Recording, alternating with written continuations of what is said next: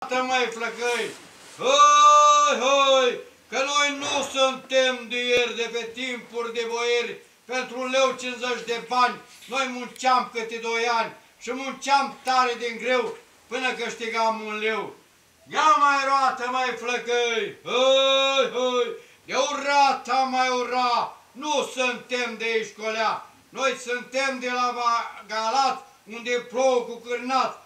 Noi suntem din Buza Veche, unde toată măța streche și motanul bate-l focul, mi-o pârlit cu jocul în vatra cu focul.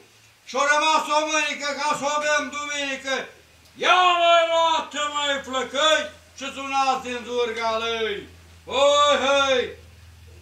Da, poftiți! Bună seara la anul și la mulți ani!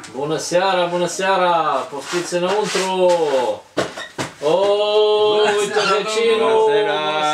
Bună seara! Colindă, așa mai pitorească, uite bună seara la mulți ani!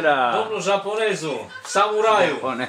Să trăiți mai bine la mulți ani pe toată lumea! Sănătate! Să dea Dumnezeu un an nou cu sănătate și cu bucurie! Și cu bucurie! Haideți, vă mai pun să mai... Uite, trebuie să vă filmeze!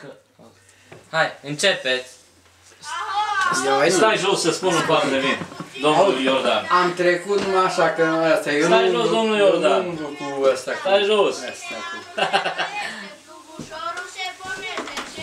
Haideți înăuntru.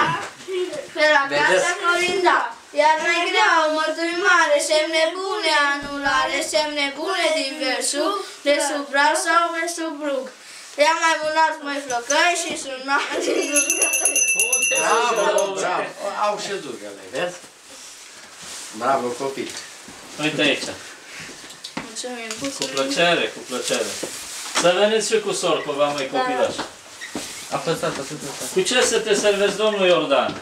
Nu am venit, adică nu e frumos să zici că n-am venit, că... Un par de vin, un par de bere? Un par de vin.